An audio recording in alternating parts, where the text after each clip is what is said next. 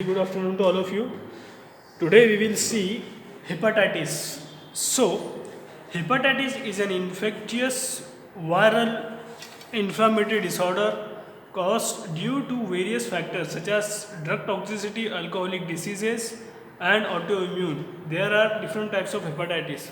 अच्छा, तो hepatitis क्या है? सबसे पहले ये एक वायरल इन्फेक्शन है हेपेटाइटिस, और ये किस वजह से होता है, या फिर ये एक इन्फ्लामेटरी डिसऑर्डर है हमारी बॉडी की। तो ये किस वजह से होता है हमको, क्योंकि इसके फैक्टर्स कौन कौन से हैं कि ड्रग टॉक्सिसिटी, अगर वहाँ पे हमको किसी तरह की ड्रग टॉक्सिसिटी होती है तो उसकी वजह से ये एक फैक्टर है जिसकी वजह से हमको हेपेटाइटिस हो सकता है। दूसरा है अल्कोहलिक डिसीजेस जिसकी वजह से हेपेटाइटिस हो सकता है। तीसरा है ऑटोइम्यून। और ऑटोइम्यून डिसीजेज मतलब कौन सी, जो हमारी सेल्फ डिफेंस मैकेनिज्म जो होता है बॉडी का, तो उससे जो कुछ डिसीज़ ऑटोइम्यून मतलब वहाँ से जो डिसीज़ हमको देखने को मिलती है उस तरह की। These are different types of hepatitis. तो हम यहाँ पर आज उसकी टाइप्स, उसकी एपिडेमियोलॉजी, उसकी कंडीशन वो कैसी होती है वो सब देखेंगे आप, उसकी pathophysiology and all. So epidemiology के अंदर सबसे पहले क्या देखेंगे हम, उसकी कौन कौन सी टाइप्स है हेपेटाइटिस की। तो सबसे पहले तो आपको ऐसे उसको याद रखना है कि hepatitis A, B, C, D, E और जी। तो ए, बी, सी, डी, ई और जी, ये उसकी टाइप्स है। कितने टाइप्स है? 1। उसकी टाइप्स कितनी टोटल? 6, जिसमें से ए, बी, सी, डी, ई और सीधा जी, ये उसकी क्या है? 6 टाइप है। तो 6 जो टाइप है वो अलग अलग है सारी एक दूसरे से। सो यहाँ पर हम देखेंगे कि ये सब क्या है। हेपेटाइटिस ए क्या है, बी क्या है, सी क्या है, डी क्या है, ई क्या है और जी क्या है।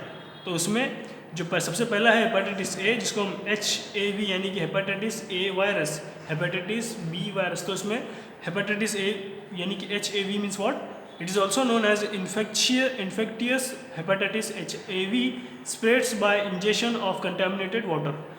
तो ये जो वायरस है, ये जो हेपेटाइटिस ए है, ये जो है वो इन्फेक्टियस मतलब कि क्या, ये सोर्स है जहाँ से हमको हेपेटाइटिस हो सकता है। तो और ये हमारी बॉडी में कहाँ से आ सकता है कि अगर हम कंटामिनेटेड वाटर, फूड इंजेस्ट करते हैं, या फिर जॉइंटिस होने के बाद। जॉइंटिस क्या होता है, कौन सी सिचुएशन को हम जॉइंटिस बोलते हैं? जो पीलिया होता है, जो काविड जिसको हम बोलते हैं, उस ऐसी सिचुएशन में होने के बाद अगर हम हमारी बॉडी में वाटर या कंटामिनेटेड फूड या वाटर इंसर्ट करते हैं, तो ऐसी सिचुएशन में हमको क्या हो सकता है, वहाँ पे जॉइंटिस हो सकता है, सॉरी वहाँ पर हमको हेपेटाइटिस हो सकता है। It is a small non involve single stand RNA picorna virus.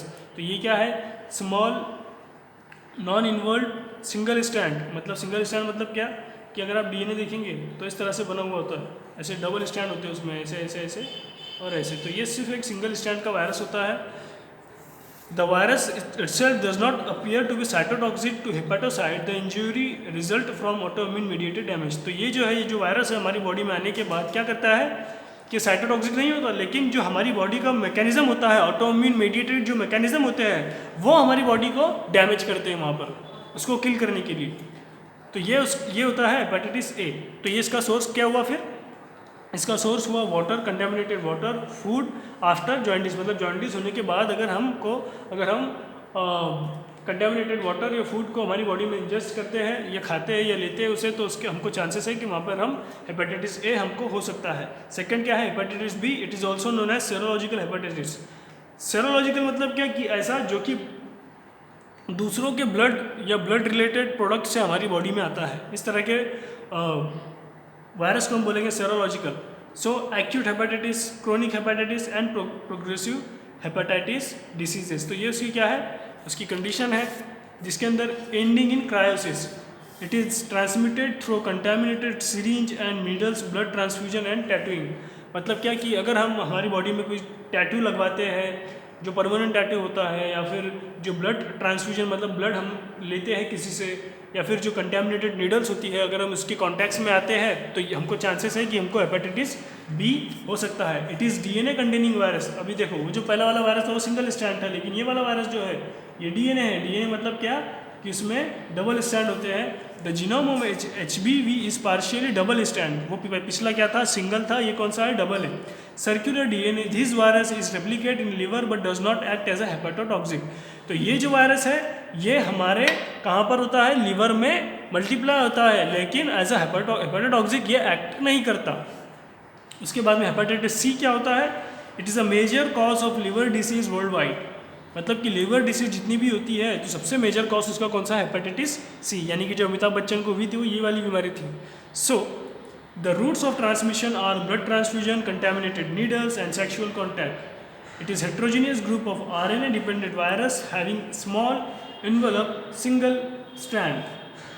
मतलब ये जो वायरस होता है इसमें क्या होता है, सिंगल स्ट्रैंड का उसका RNA होता है, जिसमें ये जो वायरस है किस वजह से फैलता है, ब्लड ट्रांसफ्यूजन करने की वजह से, या कंटेमिनेटेड नीडल्स की वजह से, या फिर सेक्सुअल कॉन्टैक्ट्स, या फिर जो पर्सन जिसको हेपेटाइटिस है उसके साथ सेक्सुअल कॉन्टैक्ट करने की वजह से इस तरह की हेपेटाइटिस सी हमको वहाँ पर हो सकती है। सो नेक्स्ट है hepatitis D. So it is also known as delta hepatitis. The virus can replicate only in the presence of helper B virus. मतलब कि हेपेटाइटिस डी एक ऐसी कंडीशन होती है जिसमें ये कब ग्रोथ होता है, सिर्फ और सिर्फ इफ़ हमारी बॉडी में हेपेटाइटिस बी प्रेजेंट है तो ही वो ये जो वायरस है वो वहाँ पर रेप्लिकेट होता है, अदरवाइज नहीं। और तीसरा हेपेटाइटिस ई।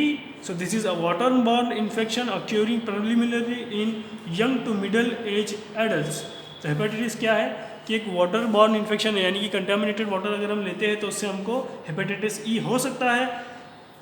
और ये यूजुअली किस पीपल्स में होता है, किन लोगों में होता है, ये मिडिल एज एडल्ट्स के अंदर, मतलब जो यंग से मिडिल एज, मतलब 25 की एज तक या फिर 30 या फिर 35 की एज तक के जो लोग होते हैं इनको ही ये जो वायरस है वो होता है। सो HEV is an involve single strand RNA virus. It can be detected in stool. मतलब हमारी बॉडी से जो स्टूल निकलता है उसमें भी ये वायरस डिटेक्ट हो सकता है, और ये सिंगल स्ट्रैंड होता है। मतलब क्या कि देखो, जो पहला वाला था हेपेटाइटिस ए वो था सिंगल, जो सी था वो था डबल, जो डी था वो जो वायरस है ये डेल्टा वायरस है, जो कि सिर्फ हेपेटाइटिस बी अगर हमारी बॉडी में प्रेजेंट है तो ही होता है। और हेपेटाइटिस ई जो होता है वो क्या होता है, सिंगल RNA होता है। और हेपेटाइटिस जी क्या होता है, epidemiological studies have established that some cases of hepatitis are caused by infectious agent designed as F and G। तो एपिडेमियोलॉजिकल कंडीशन की बेसिस पर अगर हमको पता चलता है कि ऐसे इन्फेक्टियस एजेंट जो डिज़ाइन किए हुए हैं F और G, जिसको हम डिनोटेट करते हैं, इससे अगर हमको हेपेटाइटिस होता है तो हम उसको बोलेंगे हेपेटाइटिस जी। नेक्स्ट हम देखेंगे पैथोफिजियोलॉजी। तो पैथोफिजियोलॉजी क्या है उसकी, hepatitis A virus is relatively heat resistance. तो ये क्या होता है, हीट रेजिस्टेंस, मतलब कि ज़्यादा हीट के ऊपर ये किल नहीं होता या सर्वाइव करता है वो उस हीट के ऊपर भी। So once the virus enters the body, it multiplies in the intestinal epithelial mucosa and accepts into the liver by the circulatory system। मतलब क्या कि एक बार अगर ये वायरस जो बॉडी में इंसर्ट हो गया तो ये जो है वो मल्टीप्लाई होता है कहाँ पर, इंटेस्टिनल इपिथेलियल म्यूकोसा के अंदर, एंड फिर वहाँ से वो क्या करता है, लिवर में इंसर्ट हो जाता है। किस वजह से, सर्कुलेटरी सिस्टम की वजह से। उसके बाद में HBV, अब देखो HAV आ गया वहाँ पे, मतलब हेपेटाइटिस ए आ गया। फिर उसके बाद में HAB replicates in the liver cells and its fragments get incorporated into the liver cell membrane and the manifestation are because of immune response of the infection। मतलब देखो, जो हेपेटाइटिस बी है वो क्या करता है, लीवर में आने के बाद लीवर के जो सेल्स होते हैं उसमें इंटर कर जाता है, और उसकी वजह से क्या होता है, फिर हमारी बॉडी जो प्रोटेक्टिव मैकेनिज्म होता है, डिफेंस मैकेनिज्म होता है, वो वहाँ पर एक्टिवेट होता है, और फिर वो क्या करता है, हमारे सेल को किल करना स्टार्ट कर देता है। क्यों, क्योंकि वहाँ पर वायरस आया है इसलिए। तो ये हमारी बॉडी का डिफेंस मैकेनिज्म है जिसकी वजह से हमको ऑटोइम्यून डिसीज होती है। The incubation period of HAVs is about 2 to 6 weeks, develop in 2 stages, that is prodromal और प्री एक्टेरिक और एक्टेरिक।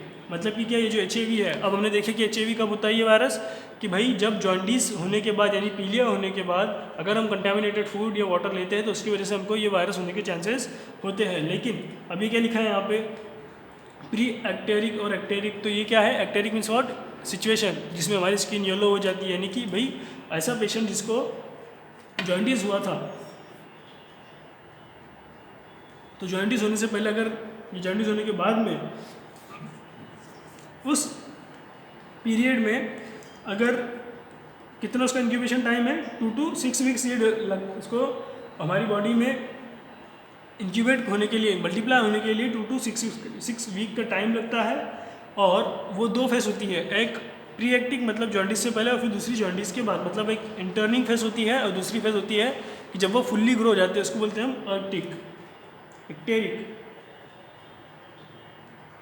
HBV needs 3 to 6 months from incubation for incubation. देखो HAV जो है वो 2 to 6 वीक लेता है इंक्यूबेशन के लिए, लेकिन जो HBV है यानी कि जो HAV यानी कि जो पहला टाइप है वायरस का वो 2 to 6 वीक्स लेता है, और जो HBV है वो 3 to 6 मंथ्स लेता है इंक्यूबेशन के लिए। अब उसके साइन और सिम्टम्स क्या क्या है? सो अनइजीनेस, नवेशिया, वॉमिटिंग विथ फीवर। अगर हमको नवेशिया होता है, अनइजीनेस फील होती है, वॉमिटिंग के साथ फीवर भी हो रहा है, तो हमको हेपेटाइटिस हो सकता है। Loss of appetite and body weight, मतलब कि हमारी कुछ खाने की इच्छा नहीं करती वहाँ पर, और वहाँ पर हमारा बॉडी वेट भी लॉस होता है, ऐसी सिचुएशन भी हो सकती है। Intolerance to fatty food due to tenderness of liver, मतलब हमको ज़्यादा हेवी खाना खाने के बाद सीधा उल्टी हो जाती है, इस तरह की कंडीशन हो रही है वहाँ पे। अगर changes in smell, taste, sense with pharyngitis and cough, मतलब कि स्मेल्स में, टेस्ट में चेंजेस होना चाहिए। देखो इसके सिम्टम्स जो है वो कोविड से काफ़ी मिलते जुलते हैं। इसमें भी हमारी जो स्मेल है, जो हमारा टेस्ट है, वो सेंस नहीं होता, और उसके बाद में हमको कफ भी हो जाती है। उसके बाद में urine darkens due to the rise in bilirubin serum level.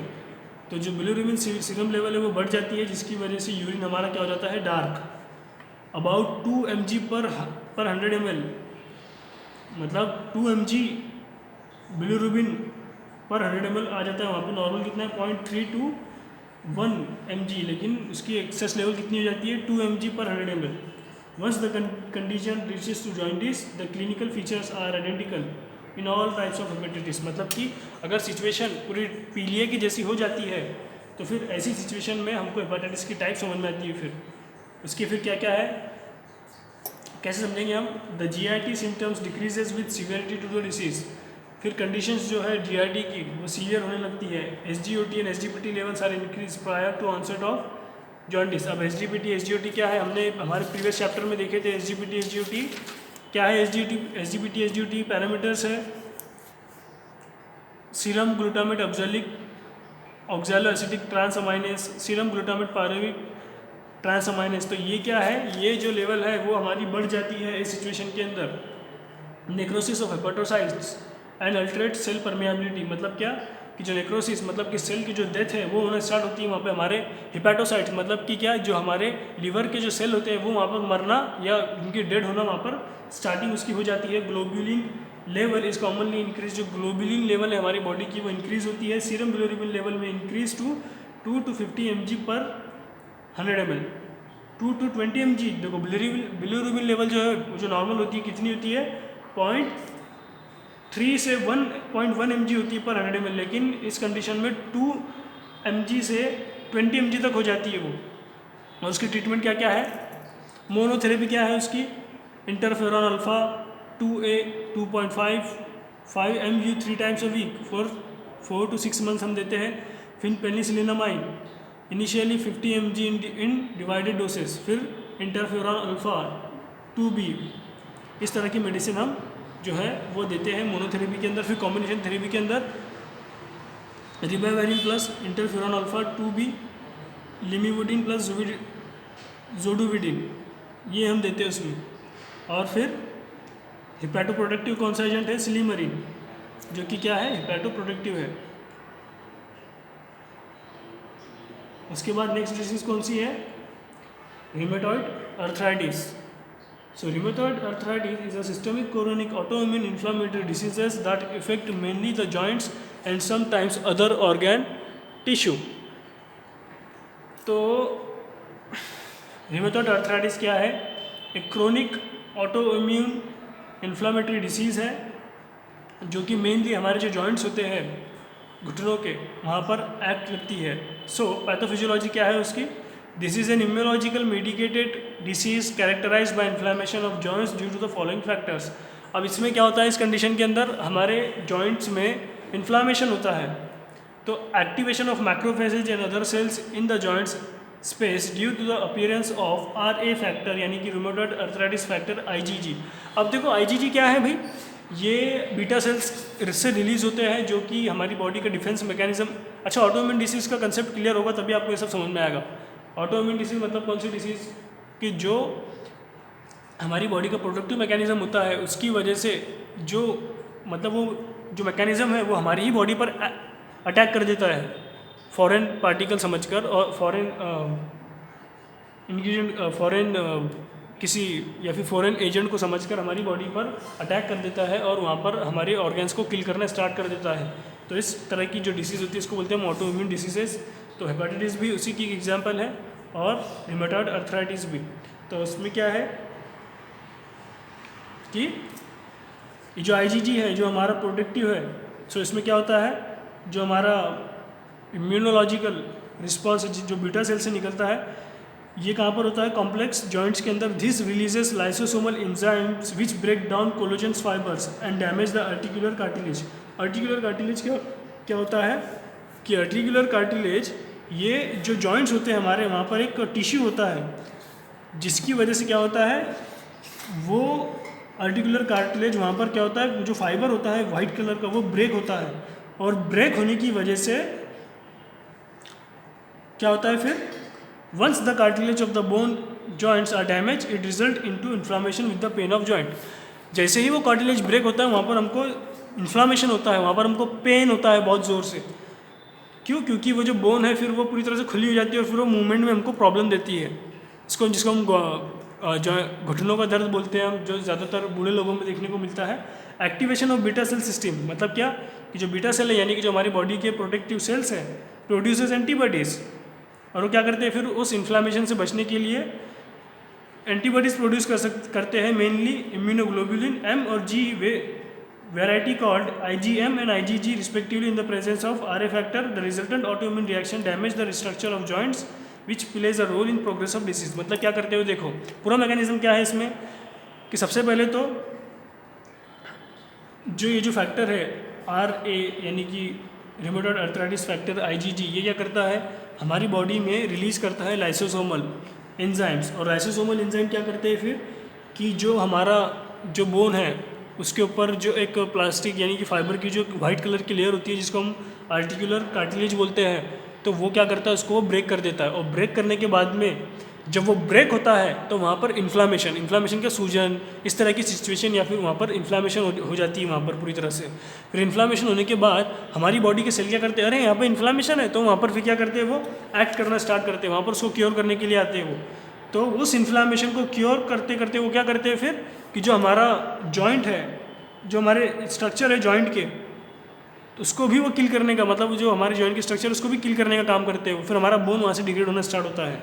तो ये वहाँ पर वो इन्फ्लामेशन को उसके ऊपर ऐड करने के साथ साथ उसकी वजह से क्या होता है जो हमारा बोन का स्ट्रक्चर है वो भी अफेक्ट करता है। सो इसकी वजह से क्या होता है हमारी जो डिसीज़ है वो और ज़्यादा प्रोग्रेस करती है। तो ये उसका पूरा मैकेनिज्म है। उसी तरह से उसके साइन एंड सिम्टम्स क्या हुए फिर weakness with loss of appetite and body weight. मतलब क्या वीकनेस आती है हमको वहाँ पर कुछ खाने की इच्छा नहीं होती, और उसके साथ साथ बॉडी वेट भी हमारा लॉस होता है। Mileage and low grade fever, हमको क्या होता है फिर फीवर लो ग्रेड कम फीवर मतलब हड्डी का बुखार बोलते हैं हम जिसको, उस तरह से। फिर inflammation of the joints with etching and stiffness particularly in the morning. मतलब क्या है कि जॉइंट में फिर दर्द होना स्टार्ट होता है, वहाँ पर इचिंग होती है, आपको स्टिफनेस होती है। As the disease progress enlargement of the joint and restricted in movement occurs. मतलब जैसे जैसे डिसीज़ की प्रोग्रेशन होती है जो हमारे जॉइंट्स है वो इन्फ्लामेशन की वजह से क्या हो जाते हैं लार्ज बड़े बड़े हो जाते हैं वो, और फिर उनकी मूवमेंट होना बंद होती है, धीरे धीरे मूवमेंट होना रिस्ट्रिक्टेड हो जाती है वहाँ पर। फिर जॉइंट ऑफ फिंगर में बिकम इमोबिलाइज, जो हमारे जॉइंट है फिंगर्स के वो भी हिलना बंद हो जाते हैं वहाँ पे। फिर एनीमिया में आपको इन क्रोनिक कंडीशन, अगर बहुत ज़्यादा क्रोनिक कंडीशन हो जाती है तो वहाँ पर हमको फिर एनीमिया भी होता है। फिर appearance of Raynaud symptoms characterise by spasm in arteries और arterioles with cyanosis of skin at tip of nose lobe of ear nails etcetera. अब वहाँ पर क्या होता है फिर रेनॉइड सिम्टम्स देखने को मिलता है हमको। तो क्या है वो स्पाज्म क्रिएट होते हैं, कहाँ पर आर्टरीज के अंदर स्पाज्म क्रिएट होते हैं, आर्टेरियोल्स में, फिर स्किन के ऊपर टिप जो नोज़ की टिप होती है वहाँ पर स्पाज्म जो है वो क्रिएट होना स्टार्ट हो जाते हैं। फिर उसी तरह से उसकी ट्रीटमेंट क्या है the treatment of rheumatoid arthritis include relieving pain and inflammation. तो ये क्या करता है, पेन रिलीव करता है, इन्फ्लामेशन को रिड्यूस करता है। तो joint destruction line of treatment is depend upon age, severity of disease and this factor.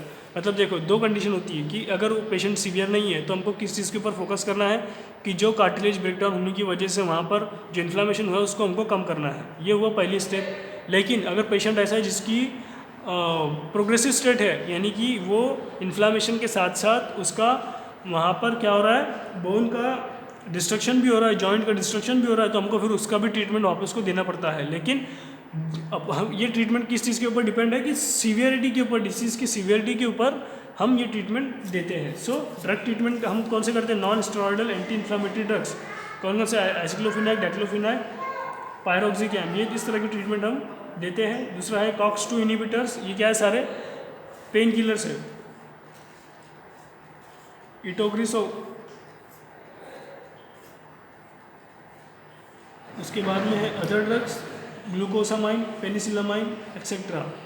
उसके बाद में सपोर्टिव ट्रीटमेंट क्या है, फिजियोथेरेपी, यानी कि डॉक्टर कुछ आपको मालिश वगैरह करने के लिए बोलता है, heat therapy and regular exercise, फिर कुछ एक्सरसाइज, कुछ योगा, कुछ आसन आपको डॉक्टर देता है, वहाँ पर वो आपको करनी होती है। तो ये है सपोर्टिव ट्रीटमेंट। और जो ड्रग की ट्रीटमेंट है वो non steroidal anti inflammatory drug, यानी कि जिसको NSAIDs बोलते हैं, वो कॉक्स 2 इनहिबिटर मतलब साइक्लोऑक्सीजिनेज 2 इनहिबिटर, उसके बाद में ग्लूकोसामाइन, पेनिसिलामाइन एक्सेट्रा, इस तरह की ड्रग आप देते हो। और ये टोरिकॉक्स बी, तो टोरिकॉक्स बी आप कहाँ पर देते हो, कॉक्स इनहिबिटर के अंदर। तो इसी तरह से हम हमारे नेक्स्ट लेक्चर में देखेंगे diabetes and peptic ulcers. Thank you.